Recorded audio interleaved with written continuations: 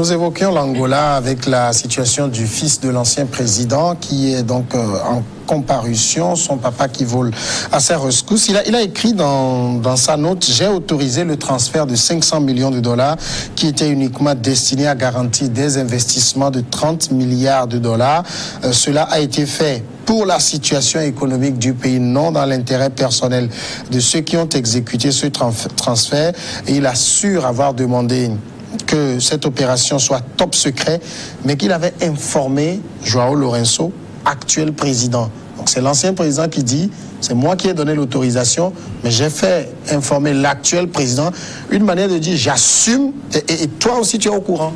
Oui, c'est le message qu'il fait passer dans son courrier est assez explicite.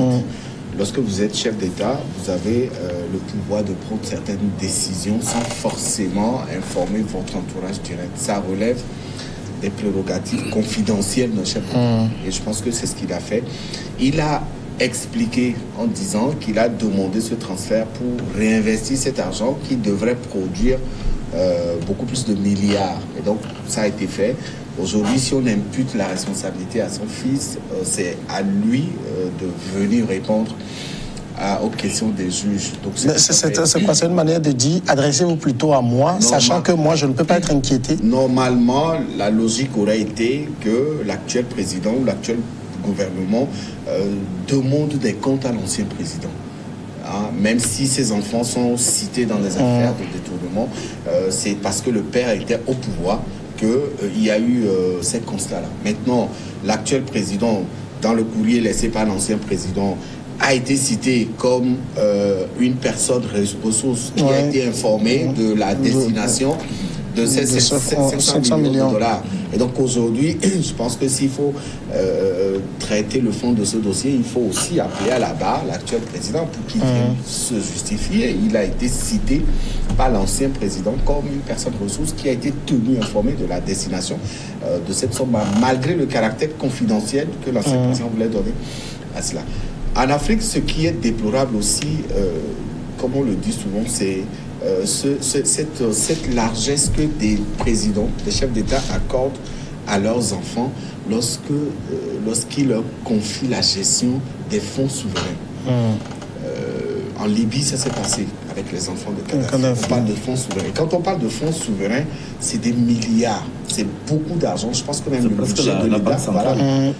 Et donc, quand des enfants qui viennent à peine de sortir se retrouvent en face des millions de dollars gérés, ils plongent dedans et ça donne des résultats catastrophiques. Ça s'est passé avec la Libye, ça se passe aujourd'hui aussi dans certains pays de l'Afrique. Vous prenez le cas de la Guinée équatoriale, par exemple. Vous prenez même le cas du Gabon, au temps du père Omar Bongo. Voilà. Et d'autres pays où des chefs d'État confient la gestion de ces portefeuilles financiers à leurs enfants.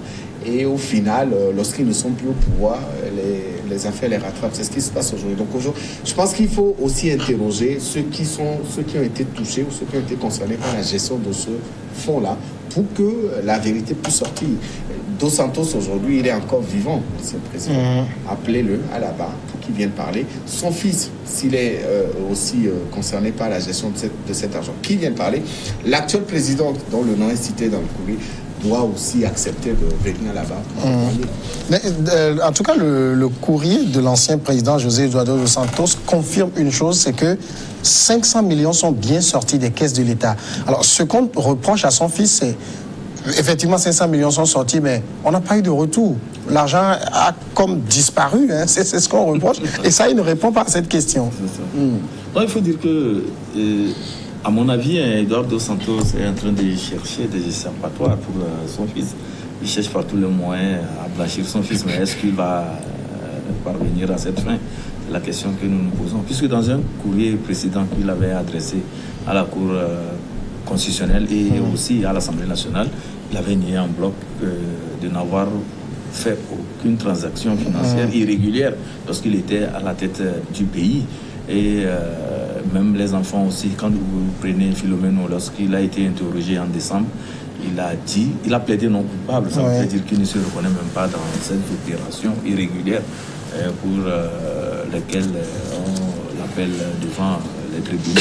Donc ce que voudrais dire que, à mon avis, c'est que ces derniers temps, vu l'allure que les choses sont en train de prendre, Eduardo a voulu voler au secours de ses enfants et de quelle manière, en cherchant à compliquer davantage le dossier, en cherchant à créer des labyrinthes pour amener au finish ce dossier à ne pas connaître une issue heureuse, c'est-à-dire qu'à amener l'État angolais à conclure peut-être à un non-lieu, c'est tout.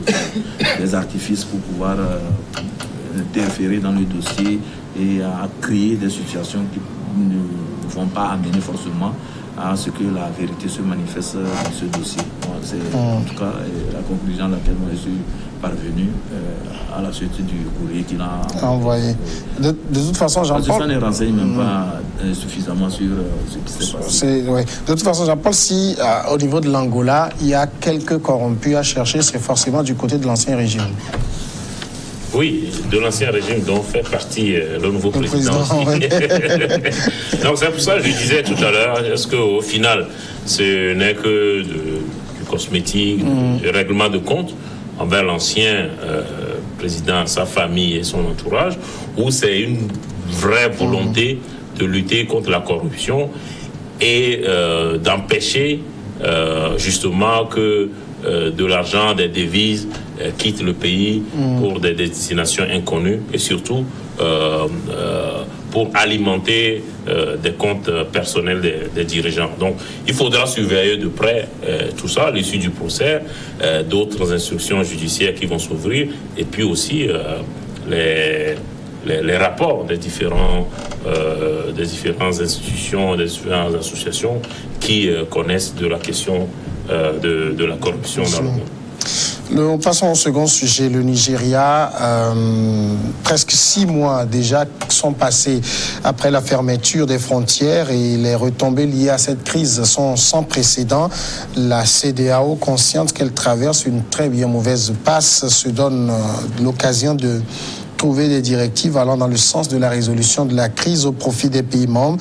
Le samedi dernier, les pays membres de la CEDEAO se sont retrouvés au cours d'une réunion à Ouaga, au Burkina Faso, afin de trouver des solutions adéquates relatives à cette décision du Nigeria qui, selon le général de corps d'armée nigérien Salou Djibo, viole tous les traités établis par les pays de la CEDEAO. La fermeture unilatérale des frontières va à l'encontre de tous les traités commerciaux et de libre circulation signés par le Nigeria dans le cadre de la CEDEAO. C'est vrai que Ibrahim, le Nigeria est conscient de ça, mais autre chose dont le Nigeria est conscient, c'est le poids lourd de la CEDEAO qui impose sa loi dans la basse-cour. Effectivement, vous savez que lorsque ces frontières ont été fermées, le Nigeria a expliqué que c'était pour freiner la contrebande, parce que la contrebande créait des soucis à l'économie nigériane. Et donc, après cette fermeture, entre-temps, il s'était dit qu'il devait avoir... C'était pour 3 mois, mais finalement, on a vu que Buhari a repoussé ça pour 6 mois. Et entre-temps, c'était décidé qu'en janvier, les choses allaient mieux, mais ce n'était pas le cas. Donc, la CEDEAO a vite compris qu'il était important quand même de réunir les ministres chargés de ces questions de libre circulation des personnes et des biens à Ouaga. Et le samedi, comme tu venais de le dire, ils étaient à Ouaga. Ils ont essayé de réfléchir sur la question. Et ils ont fait des propositions. Ces propositions ont été transmises au président Kaboré, qui à son tour va le répercuter au niveau du CPR. Ce que la CEDEAO voudrait, c'est de tout faire pour que le Nigeria ouvre ses frontières de nouveau, pour que la libre circulation des biens et des personnes, qui est un fondement même de cette organisation sous-régionale, puisse être respectée et que les activités au niveau des États, les relations d'échange, tout ça là, puissent redémarrer normalement. Le Nigeria, c'est vrai que quand vous prenez un peu au niveau de bilan effectué pendant ces 6 mois de fermeture des frontières, la douane nigériane, surtout leur PDG ou le directeur général, a estimé qu'avec cette fermeture, les choses sont allées mieux pour l'économie nigériane. Bon, je n'ai pas compris, mais peut-être que la maîtrise de la contrebande a fait que le flux qui allait dans en tout cas dans des circuits non conventionnels, peut-être n'ont pu être maîtrisés. Et maintenant, la douane nigériane se trouve peut-être dans une sorte de normalité en matière de contrôle, en matière de tout ce qu'il y a comme perception des taxes au niveau du cordon douanier nigérien. D'accord. Mais ce qu'il faut déplorer dans tout ceci, c'est que Bouhari semble jusqu'alors intraitable suite à cette question de l'ouverture des frontières. Et pourquoi il le fait? Est-ce qu'il n'est plus dans la logique de la CEDEAO ou carrément c'est une façon à lui aussi de montrer que quand le Nigeria, tous les autres pays de la CEDEAO devraient aussi éternuer aussi. D'accord. Alors, ici, c'est vrai que Muhammadu Buhari, il est un peu champion dans la fermeture des frontières. Déjà dans les années 80, quand il était aux affaires, Kérékou était président au Bénin, il avait fait fermer la frontière pour plusieurs semaines. À l'époque, ça n'avait pas duré autant. C'est que pour lui, quelle est sa logique? Parce que cette histoire de lutte contre la contrebande, des produits de contrebande qui rentrent au Nigeria, beaucoup n'y croient pas vraiment. On pense qu'il y a quelque chose d'autre derrière. C'est la position du gouvernement, c'est ce que le gouvernement a dit. Mais derrière, il y a aussi la question de lutte contre le terrorisme. Vous savez, mais les terroristes ne viennent ni du Bénin ni du Niger. Oui, ils sont sur le sol nigérien. Oui, mais le gouvernement nigérien dit que les armes transitent par ces frontières. Et donc ces frontières qui sont poreuses du côté du Bénin, du Niger et peut-être du Burkina Faso, quelque part là-bas, il dit que ces frontières n'arrivent plus à gérer le trafic des armes. Et donc il veut sécuriser le territoire nigérian. Et il a décidé de fermer les frontières. Il les a fermées pour réajuster les choses sur le plan économique et sur le plan sécuritaire. Et donc aujourd'hui, en prenant cette décision, je pense qu'il faut aussi respecter la décision du gouvernement nigérien de fermer les frontières de son pays.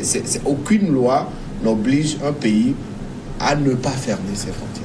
Oui, mais il y a des traités, des traités fondateurs de la CEDEAO. Si votre pays est victime de certains fléaux, le traité ne viendra pas sécuriser votre pays. Donc il faut prendre une décision. La décision qu'il a prise, c'était de fermer.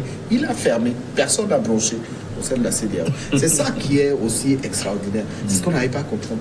La CEDEAO, c'est 15 États.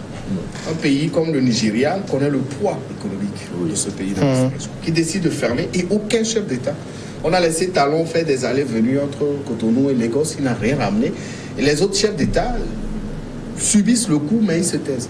Non, ça ne se passe pas comme ça. Comme vous êtes dans une communauté d'États, il faut quand même comprendre qu'il y a des exigences, il y a des traités que vous avez signés. Personne ne vous a forcé personne n'a forcé le Nigeria à faire partie de la CEDEAO. C'est l'un des pays fondateurs même avec le Togo. Donc, oui, bien sûr. Et donc, si le Nigeria décide de fermer ses frontières, je pense qu'il a ses raisons. Mais aujourd'hui, on a quand même vu ce qui s'est passé. Et je pense qu'il est temps que le Nigeria aussi comprenne qu'en fermant, il asphyxie toute la communauté ouest-africaine. Aujourd'hui, ce n'est pas seulement le Bénin qui paie le pot cassé, ce n'est pas seulement le Niger, c'est l'ensemble. Le Togo, le Ghana et tout se plaignent. Alors, si la CEDEAO se décide finalement à se réveiller pour remettre les choses dans l'ordre, c'est bien. Mais la question qu'on se pose est de savoir, est-ce que la CEDEAO a ce pouvoir de faire changer la vie du Nigeria quand on sait que ce pays impose et s'impose au sein de cette communauté? Donc c'est ça le problème. Il faut que la CEDEAO revoie ces traités. Je ne pense pas que la France peut décider de fermer les frontières au sein de la communauté de l'Union européenne parce que les djihadistes viennent attaquer la France tous les jours ou parce que des trafics illicites se font sur ces frontières. Bon, il y a quand même une institution qui est là, qui doit réglementer les choses. C'est ce que le Nigeria n'a pas fait. Ça suppose que la CEDEAO, face au Nigeria, ne pèse pas lourd. Il faut revoir les traités et apporter amener ces États à respecter ce que vous avez signé comme charte pour que les autres puissent aussi profiter de vous. Alors Jean-Paul, finalement, la position du Nigeria, il se comporte comme le garçon le plus fort de la classe. Il est sûr que personne ne va l'embêter. C'est exactement ça. C'est pour ça que je suis en désaccord avec David lorsqu'il dit qu'aucun traité n'oblige le Nigeria. Non, le Nigeria a signé un traité de libre circulation des biens et des personnes. Il ne peut pas, quand ça lui chante, ne pas respecter ce traité-là. Non, je suis d'accord pour dire que effectivement, dans des circonstances exceptionnelles, on peut évoquer, je ne sais pas d'ailleurs si c'est prévu par le traité, on peut évoquer des circonstances exceptionnelles et mettre entre parenthèses l'application du traité. Je crois que pour Schengen, la libre circulation des personnes à l'intérieur de l'espace Schengen, je crois que quelques pays, y compris la France, ont à un moment donné suspendu, je crois que c'est quelques jours, suspendu la mise en œuvre à certains postes frontières. Je crois que c'était pendant les attentats de Paris, enfin, j'ai pas très bon souvenir de ça. Entre la Belgique et la France, ils ont remis les contrôles pendant quelques temps. Ça, c'est possible, mais on ne peut pas décider comme ça pendant, je crois que ça fait déjà plus de 6 mois, décider de ne pas...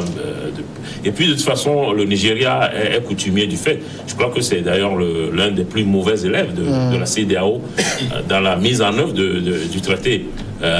Déjà, on a l'air de l'oublier, mais il y a beaucoup de produits qui ne rentrent pas au Nigeria, même avant la fermeture des frontières. Pourtant, on est dans un marché sous-régional de libre-échange. Il y a des produits qui ne vont pas au Nigeria. Il y a des tests qui interdisent qu'on importe puis le Togo, le Nigeria, tout ça, qu'on exporte ces produits vers mais cela ne les empêche pas, eux, d'exporter les mêmes produits vers... Je prends l'exemple qui a été...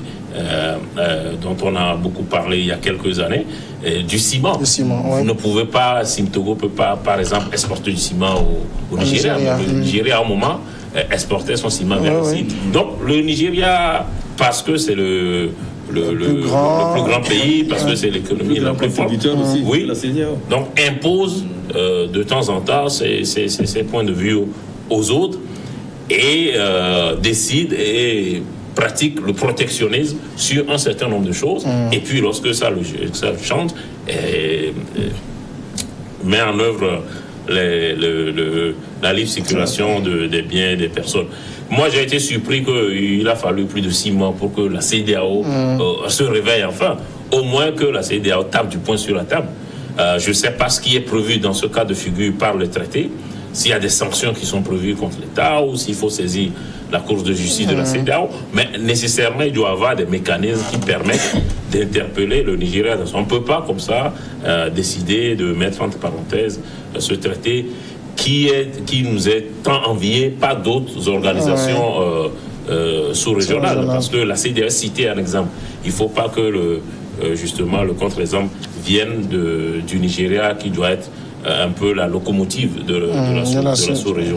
Et ça a été relevé par les confrères, c'est que cette situation a des conséquences financières, économiques sur l'ensemble de la sous-région. Ce n'est pas que le Bénin, même au Togo, on subit de plein fouet les conséquences de la fermeture de la frontière. Tu as demandé s'il n'y a pas des arrière-pensées. Pour certains évoquer le fait qu'il veut développer un certain nombre de secteurs pour rendre par exemple autosuffisant le Nigeria, tout ça c'est des pistes à explorer. Moi je suis pas économiste, je ne maîtrise pas la question, mais effectivement je pense que le Nigeria va sur ces terrains-là. Alors il faut qu'il se décide s'il veut rester dans la CEDEAO ou s'il veut en sortir, parce que s'il sort de la CEDEAO, il va aussi en subir les conséquences. Bien sûr, parce que même déjà avec cette fermeture côté nigérien, les coûts également sont énormes, et c'est vrai qu'on ne communique pas beaucoup là-dessus. Alors il y a Jean-Claude Cassibrou, qui est le président de la commission de la CEDEAO, qui dit que notre communauté vit des moments difficiles, il y a péril dans la demeure. C'est un aveu de faiblesse de sa part? Moi, à mon avis, il est en train de lancer l'alerte pour dire que si certains pays aussi décidaient sur l'exemple du Nigeria, il va de soi que le traité sur la libre circulation des biens et des personnes là, sont en difficulté dans l'espace CEDEAO. Je pense que c'est ça, c'est ce qu'il a voulu faire savoir. Donc il appelle à ce que le Nigeria revienne à de meilleurs sentiments, qu'il y ait ouverture des frontières et que ce traité-là ne subisse pas vraiment ne soient pas mises vraiment, et ces traités plutôt ne sont pas mises à mal. Mais on sent qu'il n'y a pas une autre pression que la CEDEAO peut exercer sur le Nigeria. Hein. Bon, à l'état actuel, je vois mal une pression quand même de la CEDEAO. Parce que d'abord, quand on prend le poids du Nigeria au sein de cette communauté, c'est le Nigeria, c'est presque la locomotive de la CEDEAO. Et c'est le pays, selon certains experts aussi, qui contribue à hauteur... en tout cas, tu peux dire qu'à près de 50%, c'est budget de la CEDEAO. Et en dehors de ça aussi, il faut voir un peu la position du Nigeria avec ses investisseurs aussi. Quand vous prenez les Dangote, quand vous prenez les Adenuga et tout ça, là, c'est de grosses fortunes de l'espace CEDEAO. Et donc, le Nigeria peut vouloir aussi, et David l'a relevé sur le plan économique aussi, vouloir développer beaucoup de secteurs dans son pays, de manière à ce que son économie s'impose au sein de l'espace CEDEAO. Il y a aussi le cas du terrorisme que David a évoqué aussi. C'est vrai que pour le moment, avec Boko Haram, il y a beaucoup de suspicions par rapport à la fourniture des armes, à cette nébuleuse. Donc on se demande où s'approvisionne Boko Haram en matière d'armement et tout ça là. Donc ça peut amener aussi le Nigeria vraiment à prendre ses dispositions. N'oubliez pas aussi le commerce du carburant illicite. Entre-temps, c'était dit chez eux. Bien sûr. Entre-temps, c'était... Ils fournissent le carburant. Oui, le problème, c'est que ce carburant illicite-là, c'est volé au niveau des oléoducs là-bas. Donc, il y a eu un siphonnage là, et à près de 2 millions de barils. Entre-temps, le Nigeria s'est plein. Et qui sont ceux qui volent ce carburant? C'est des groupes organisés. Et donc, quand on ferme les frontières, ça permet aussi de contenir ces barils-là qui devaient entre-temps passer par le Bénin, aller dans d'autres pays, de l'autre côté du Niger. Donc, c'est vrai que ça crée beaucoup de problèmes, mais en interne, les Nigérians se disent, je vais parler du gouvernement, je ne vais pas parler de la population. Estime que vraiment c'est une mesure salutaire et que ça amène le Nigeria à contrôler beaucoup de choses et à retrouver les circuits ou bien les flux financiers qui allaient de façon illicite dans d'autres pays. Alors c'est vrai qu'on tend de plus en plus, même au niveau continental, on parle de la ZLEC.